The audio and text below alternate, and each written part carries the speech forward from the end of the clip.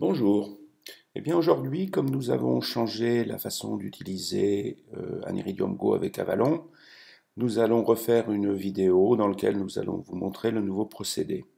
Auparavant, il fallait sélectionner Iridium Go sur la page de menu principal, c'est toujours le cas, et quand on sélectionnait Iridium Go, il y a un menu spécial Iridium qui servait à contrôler l'accès aux données et les transmissions. Bon, maintenant, ce menu ne sert plus qu'à enregistrer le nom d'utilisateur et le mot de passe que vous utilisez à l'intérieur de l'Iridium. Si vous l'avez laissé en standard, guest et guest en minuscules marcheront. La première chose à faire est bien entendu de mettre l'Iridium Go en marche dans un endroit aussi dégagé que possible, car les satellites Iridium sont parfois assez bas sur l'horizon. Ensuite, il faut aller dans les réglages de la tablette ou du téléphone et se connecter sur le réseau Iridium. Une fois connecté sur le réseau Wi-Fi Iridium, tout va se passer depuis le menu routage d'Avalon. Donc je prends l'exemple d'une route classique, un Porquerolles-Minorque. On a calculé notre route en début et la traversée dure environ, compte tenu de mon bateau, dans les 34 heures de navigation. Et on souhaite reprendre une météo à mi-parcours, c'est-à-dire à 20-25 heures de l'arrivée. On va donc utiliser l'Iridium pour cela. Afin de réduire le volume de données transmises, ce qui est important avec l'Iridium, je réduis la durée de croisière restante à 24 heures pour ne télécharger que 24 heures de vent. Je lance maintenant un calcul de routage en mer, à peu près à mi-route, et je m'aperçois que avec cette nouvelle version, toutes les informations concernant la connexion de l'Iridium, l'état du statut, la connexion à Internet, s'affichent depuis Avalon. Et là, chose intéressante, le système m'annonce avant de télécharger le volume estimé. Et là, je m'aperçois que 634 kilobits, c'est bien trop gros, ça va faire plus d'une heure de connexion. Et je comprends rapidement que c'est parce que j'ai pris de l'arpège normal. Donc je reviens dans les sources météo. Et cette fois-ci, je choisis la source arpège spécifiquement comprimée pour Iridium.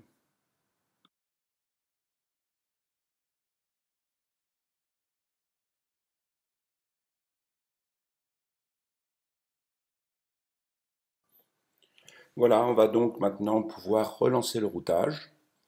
Alors je vais laisser la vidéo se dérouler en temps réel.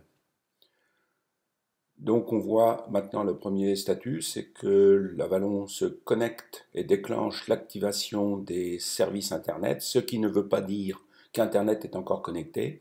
Il faut attendre qu'effectivement que l'Iridium confirme maintenant qu'il est connecté sur le réseau Internet. Alors, le signal est assez moyen, 3, 5, 5 sur 5, 5 sur 5 c'est bon, 3 sur 5 c'est un petit peu faible. Alors nous conseillons totalement l'adjonction de l'antenne Iridium complémentaire. On pense que ça va vraiment améliorer les communications entre le boîtier Iridium et les satellites. Alors là, il va nous commencer à nous télécharger les bancs.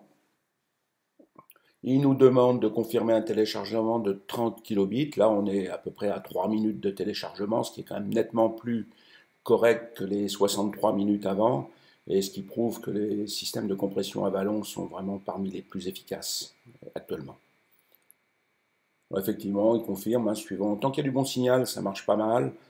C'est 2 minutes à peu près de communication. Je le laisse se dérouler en temps réel. Si vous voulez avancer la vidéo, il suffit d'utiliser la barre de déplacement.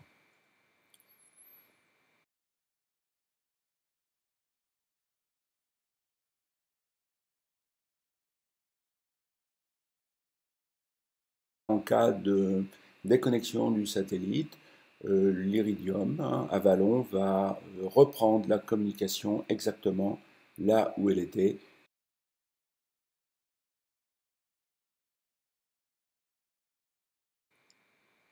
On s'aperçoit que même pour 30K, ça fait 2-3 minutes. Il faut être un petit peu patient quand même. Enfin bon, si on compare ça aux 600K, si on n'avait pas la compression, on est quand même très très efficace.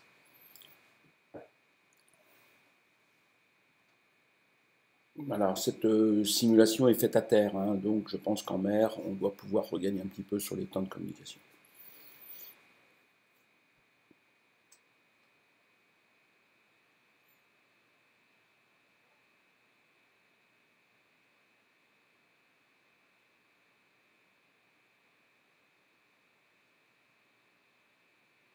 Bon, là, par exemple, il est évident on a dû avoir une petite perte de satellite. On s'aperçoit qu'Avalon ne repart pas à zéro et continue à se dérouler jusqu'à ce que 100% des données soient récupérées.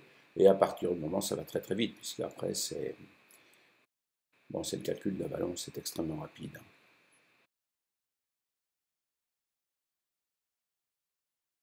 Voilà. Voilà, on a calculé la route. Bon, avec bien entendu le résumé de route, le tableau de route, etc. Ça, c'est exactement comme d'habitude.